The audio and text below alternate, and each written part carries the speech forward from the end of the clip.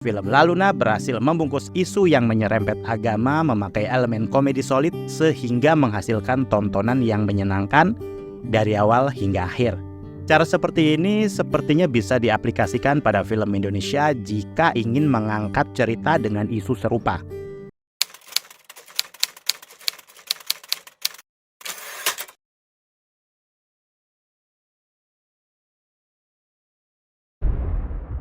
Tok Hassan tak boleh buat apa-apa dengan saya. Oh iya ke? Salam sinema sahabat sinemalogi.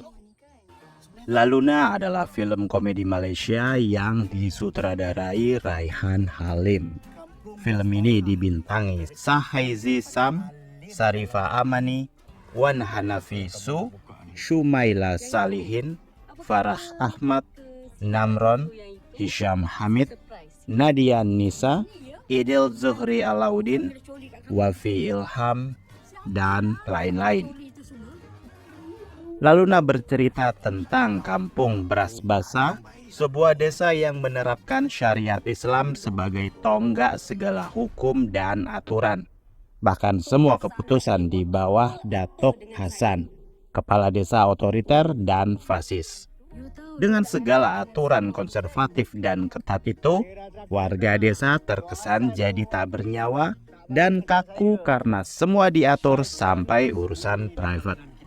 Satu hari, desa geger setelah perempuan bernama Hani Abdullah, diperankan Sarifah Amani, datang lalu membuka toko pakaian dalam khusus perempuan alias lingerie alias baju haram di desa yang konservatif tersebut. Kalian bisa membantu kami dengan klik tombol Super Thanks di bawah video. Kami akan sangat berterima kasih atas berapapun nominal saweran yang kami terima.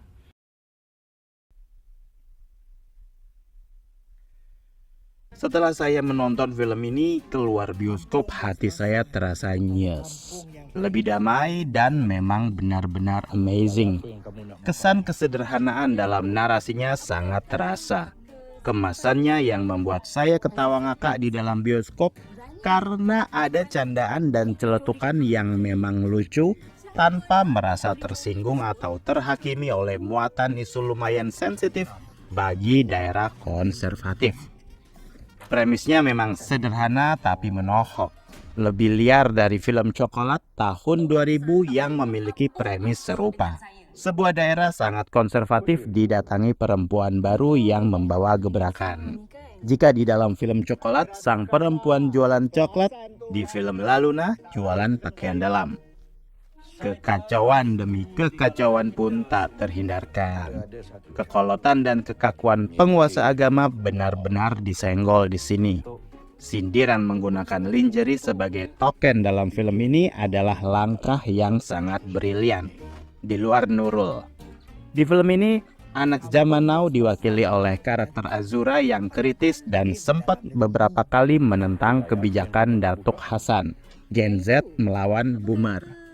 Sudah bukan hal baru rasanya. Jangan kaget juga kalau ada isu feminisme, woman empowering, sisterhood, KDRT atau kekerasan terhadap perempuan, kekerasan dalam berpacaran, kenakalan anak muda, isu modernitas, patriarki, bahkan sampai trust isu yang diselipkan di sini.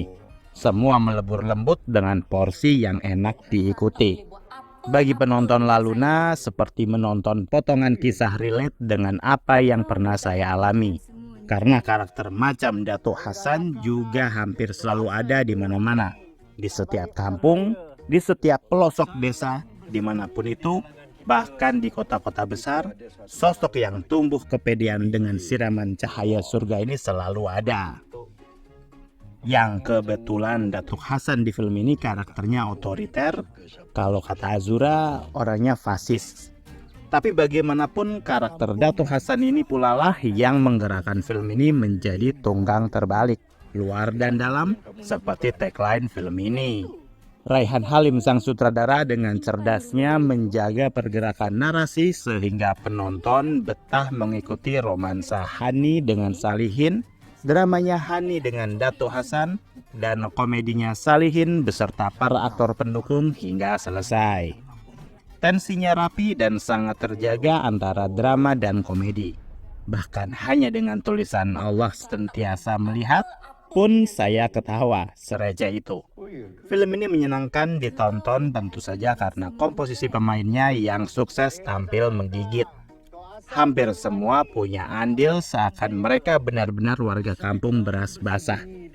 Performa para pemain utama juga oke, meski saya kurang terlalu familiar dengan nama mereka.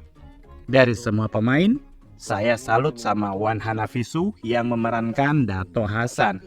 Karakternya memang benar-benar menyebalkan. Melihat dia seakan membangunkan kenangan masa lalu saya saat masih lucu-lucunya sholat di musola kampung. Tapi gara-gara sosok seram kayak Dato Hasan, jadinya takut dan males buat sholat di musola.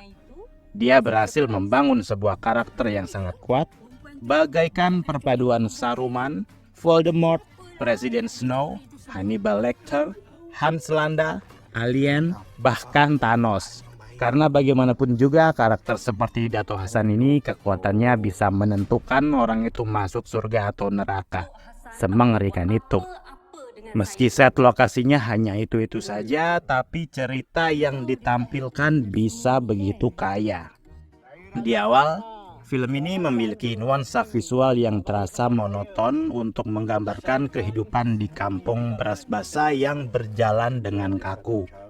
Namun setelah toko pakaian dalam dibuka, visual dari desa tersebut jadi terlihat lebih cerah, warna-warni sehingga menjadi lebih menyenangkan.